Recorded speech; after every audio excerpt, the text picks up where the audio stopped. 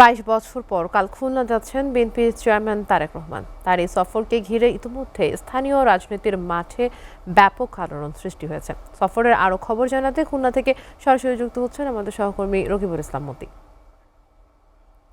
মতি, তারেক রহমানের খুলনা সফরের বিস্তারিত আমাদেরকে জানাবেন। রশিদ, আমরা এখন আছি খুলনা প্রভাতী স্কুল মাঠে, যেখানে কালকে সকালে জনসভা অনুষ্ঠিত হবে। আমি একটু জানিয়ে রাখি যে আমাদের প্রথম দিকে কিন্তু জানানো হয়েছিল যে সকাল 10টার সময় এই জনসভা শুরু হবে। পরবর্তীতে ঢাকা থেকে কেন্দ্রীয় অফিস থেকে কিন্তু জানানো হয়েছে সেটি 10টা নয়, 11টায় দিকে কিন্তু সেই জনসভা শুরু হবে এবং 12টার সময় কিন্তু বিএনপি চেয়ারপারসন তারেক রহমান তিনি জনসভা স্থলে ভাষণ দিবেন এবং সেই ভাষণের প্রস্তুতি এবং জনসভা প্রস্তুতি কিন্তু আপনারা দেখছেন যে এখানে যে কর্মযজ্ঞ শুরু হয়েছে এবং ঢাকা থেকে বিশেষ করে তার মঞ্চ তৈরি এবং সাউন্ড সিস্টেম এবং এলাকার যে সমস্ত কাজ রয়েছে সেই কাজগুলো কিন্তু এখন চলমান রয়েছে। তার ভিতরে প্রভাতী স্কুল মাঠে যে সমস্ত ও, আহ, কাজ ছিল সেই কাজগুলো কিন্তু সিটি কর্পোরেশনের সিটি কর্পোরেশনের পক্ষ থেকে কিন্তু সেই কাজটি করা হচ্ছে আমরা দেখতে পাচ্ছি। এইদিকে ঢাকা থেকে তার যে স্টেজের সরঞ্জামাদি বলা হয় সেগুলো কিন্তু আনা হয়েছে এবং খুলনা স্থানীয় ভাবে যে সমস্ত যে কাজগুলো রয়েছে, যেমন আহ, যে সমস্ত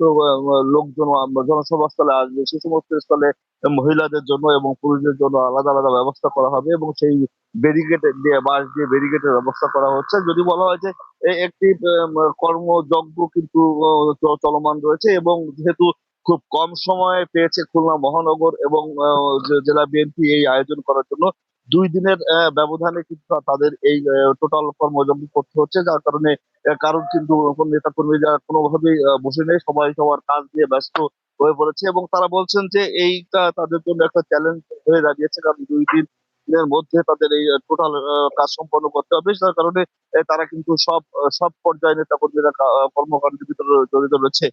কালকে মাঠ পরিদর্শন করেছিল খুলনা এই আসনের যে সংসদীয় আসনের খুলনা 3-এর রকিবুল ইসলাম বকুল, তিনি সহ তাদের সাথে খুলনার আরো যারা খুলনা 2 আসনের নজরুল ইসলাম মঞ্জুর ধানের শীর্ষের প্রার্থী, তিনিও কালকে কিন্তু এই মাঠ পরিদর্শন করেছিলেন এবং তিনি বলেছেন যে এখানকার যারা যে শ্রমিক অঞ্চল রয়েছে এই শ্রমিক অঞ্চলের মানুষের দুঃখ দুর্দশার যে চিত্র, সেই চিত্র কিন্তু এখানকার মানুষ তাদের কথা জানিয়েছে তাদের কাছে এবং তিনি বলছেন যে তারা বলছেন যে এই যে এই যে এই যে শ্রমিকদের যে দুঃখ দুর্দশার কথা এবং সেটি কিন্তু বিএনপি চেয়ারপারসন তারেক রহমান শুনতে চান এবং তার কাছে কিন্তু একটি মেসেজ চায় যেন এই জোট মিল বন্ধ জোট মিল চালু হবে এবং বেকারত্ব সমস্যা দূর হবে। এই সব বিষয় নিয়ে সরাসরি তারা বলছেন যে তারা কিন্তু এটি সমাধান তার মুখ থেকেই এক ধরনের প্রত্যাশা চায় বলে তারা কিন্তু জানিয়েছে এবং সেই কারণেই কিন্তু খুলনার